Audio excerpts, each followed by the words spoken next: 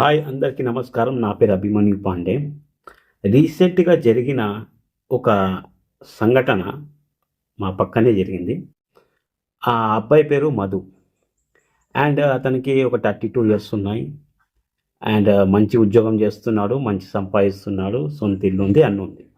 ఆయనకి తొందరగా మ్యారేజ్ అవ్వడం లేదని చెప్పి చాలా ఎతికియంగానే వాళ్ళ మదర్ వాళ్ళ మదర్ ద్వారా మొత్తం వెతికితే ఒక మంచి సంబంధం దొరికింది. Arrange marriage. అమ్మాయి పేరు శృతి. అయితే ఇక్కడ మ్యారేజ్ కోసం మొత్తం సెట్ అయిన తర్వాత, మ్యారేజ్ అయిపోయిన తర్వాత ఒక 15 రోజుల దాకా బాగానే ఉన్నారు. అయితే వాళ్ళ మదర్ వాళ్ళ అబ్బాయికి చెప్తుంది, నువ్వు జాబ్ వెళ్ళిన తర్వాత ఈ కోడలి పిల్ల ఎక్కడికో బయటికి వెళ్తుంది, పొద్దునంతా వెళ్ళిపోతుంది, సాయంత్రం వరకు వస్తలేదు, మరి తను ఎక్కడ వెళ్తుందో కొంచెం కనుక్కో, జాబ్ అయితే చేస్తలే నాకు తెలిసి అని అంటది. అవునా, నిజమా? ఏదో తిరగనీకి వెళ్తుందని అని చెప్పి కొంచెం లైట్ తీసుకొని ఉంటాడు. తర్వాత మెల్లమెల్లగా ఏమవుతుందంటే ఇది మదర్ నుంచి ప్రెషర్ రాగానే ఈ మదర్ ఏం చేస్తుండో ఒకరోజు ఏం చేసి ఆఫ్ లీవ్ పెట్టుకొని వచ్చేస్తాడు అనమాట. వచ్చేసి సరే అమ్మ ఎన్ని గంటలకు వెళ్తా, ఈ టైం అయితే ఆ టైం నుంచి వచ్చేస్తాడు. వచ్చేసి మెల్లగా ఫాలో అయితే ఆమె ఒక కేఫ్కి వెళ్తుంది, ఒక రెస్టారెంట్కి. అక్కడ చూసి అతను షాక్ అయిపోతాడు. అరే ఏంది అని. ఆమె వాళ్ళ బాయ్ ఫ్రెండ్తో ఉంటుంది. ఇదంతా షాక్ అయిపోయి తర్వాత ఏం చేస్తాడంటే ఇంటికి వచ్చినాక బాగా మందలిస్తాడు. అసలు ఏంది, అతను ఎవరు అంటే, మా ఆ, మా అమ్మ బలవంతం పెడితే నీతో పెళ్లి చేసుకున్నా, లేకపోతే నీతో నేను ఎందుకు పెళ్లి చేసుకుంటా అంటాడు. ఆ మాటలు విన్న మధు వెంటనే విడాకులు ఇద్దామని అనుకుంటాడు. కానీ ఈ విడాకులు ఇస్తే ఆమె అలుమని కింద ఇతను సగం ఆస్తి తీసుకెళ్ళిపోతుంది. ఇతను ఇంత కష్టపడి 24 గంటలు రాత్రి పగలు కష్టపడి చేసిందంతా, వీళ్ళ అమ్మ నాన్న కష్టపడి చేసిందంతా ఈమె సగం ఎత్తుకెళ్ళిపోతుంది. అందుకోసమే ఏం చేయాలని చెప్పి ఒక మంచి లాయర్తో మాట్లాడతారు. వాళ్ళ ఫ్రెండ్స్తో చెప్తారు, నాలాంటి వాళ్ళతో చెప్తారు, అరే ఇట్లా ఉందిరా, ఇట్లా సంగతి ఏం చేయాలి, నాకేం అర్థం కావట్లేదు అంటే ఒక మంచి లాయర్తో మాట్లాడితే ఆ లాయర్ కూడా వీళ్ళ ఫ్రెండే ఉంటారు. అయితే మాట్లాడిన తర్వాత ఒక మంచి సలహా ఇస్తారనమాట. ఇలా చెయ్యు, ఇలా చేస్తే 100% ఆమెకి తగిన శాస్త్రం ఆమెకు జరుగుతుంది, ఆమెకు బుద్ధి వస్తుంది, అండ్ విడాకులు కూడా తీసుకోవచ్చు అనమాట అని చెప్తారు. అవునా సరే అని చెప్పి వెంటనే ఏం చేస్తారంటే ఈ మధు వీళ్ళ ఫ్రెండ్స్తో కలిపి వీళ్ళు రోజు పోయే రెస్టారెంట్ ఉంటుంది కదా, వీళ్ళు రెగ్యులర్గా అక్కడ కలుస్తారు. సో ఆ రెస్టారెంట్కి వెళ్ళి ఆ రెస్టారెంట్ ఓనర్ని కలుస్తారనమాట. సార్ ఇది ప్రాబ్లం, కొంచెం మాకు హెల్ప్ చేయండి, మీ హెల్ప్ నాకు కావాలని చెప్పి కొంచెం మంచిగా వీళ్ళు ఎంతకైనా మంచి స్టేటస్లో ఉండేవాళ్ళు ఉంటారు. అండ్ ఆ రెస్టారెంట్ ఓనర్ కూడా అర్థం చేసుకుంటారు ప్రాబ్లం ఏంది, ఒక అమ్మాయి ఇట్లా ఒక అబ్బాయిని ఇట్లా చేస్తుందా అని చెప్పేసి, సరే నేను కూడా హెల్ప్ చేస్తా అంటారు. అయితే ఈ రెస్టారెంట్ ఓనర్ ఏం చేస్తారంటే ఈ శృతి ఉంది కదా, శృతి వాళ్ళ బాయ్ ఫ్రెండ్, అతనికి ఫోన్ చేస్తాడు.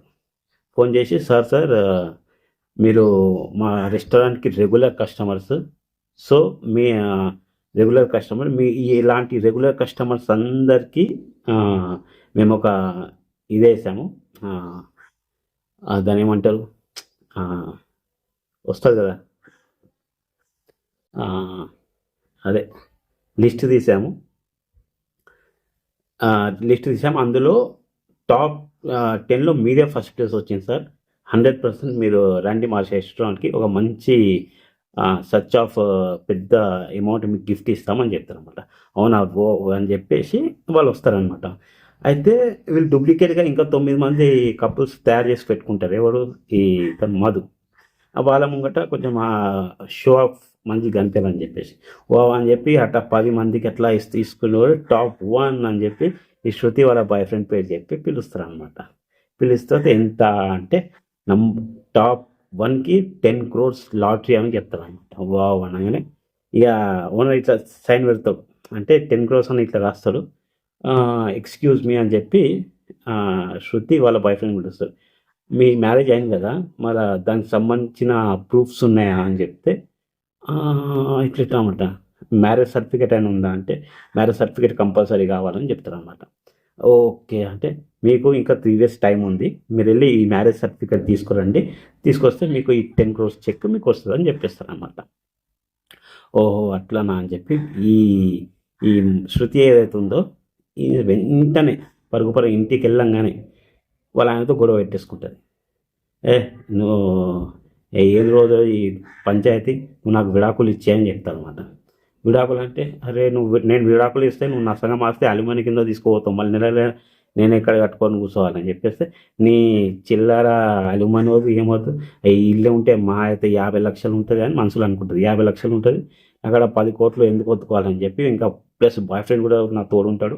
నా జీవితం సెట్టు అని చెప్పేసి సంతకం పెట్టంత. నీ నుంచి అలిమనీ వద్దు ఏమొద్దు అది కూడా రాసిస్తా అని చెప్పి ఒక బాండ్ పేపర్ మీద ఈడు మనోడు వెంటనే ఫోన్ చేయగానే బాండ్ పేపర్ అని తెప్పించుకుంటాడు. సరే నేను బాండ్ పేపర్ తెప్పిస్తా. అలా అయితే నేను సంతకం పెడతా. నిన్ను కూడా నేను వేయలేకపోతున్నా అని చెప్పేసి ఇక నీకు నాకు సంబంధం లేదు, అలిమనీ లేదు, ఏం లేదు అని చెప్పి సంతకం పెట్టించేసుకుంటాడు. సంతకం పెట్టిన తర్వాత ఖతం. టాటా బై బై అయిపోతుంది ఇక. ఈ తర్వాత ఈమె ఏం చేస్తుంది, విడాకులు పెట్టేసి తర్వాత వాళ్ళ బాయ్ ఫ్రెండ్ని వెంటనే తీసుకొని రిజిస్టర్ ఆఫీస్లో మ్యారేజ్ చేసుకొని ఆ సర్టిఫికెట్ సంపాదించుకొని రెస్టారెంట్కి పోతుంది. పోయి sir this is our marriage certificate అని చెప్పి చెప్తుంది. అప్పుడు రెస్టారెంట్ వాడు ఏమని అంటారు తెలుసా, ఇట్ ఈస్ అ ప్రాంక్ అని అంటారు అనమాట. ఇది రియల్గా జరిగింది. ఇది నేను కొంచెం కామెడీగా చెప్పిన, ఇది చాలా రియల్గా జరిగింది. అబ్బాయి చాలా జాగ్రత్తగా ఉండాలి. ఇతనికి ఇన్ని అవకాశాలు వచ్చినాయి, కాకపోతే మీకు అవకాశం వస్తుందో లేదో, అందుకోసం జాగ్రత్తగా ఉండండి ఫ్రెండ్స్. వీడియో నచ్చితే లైక్ చేయండి, ఛానల్ని సబ్స్క్రైబ్ చేయండి. జై హింద్.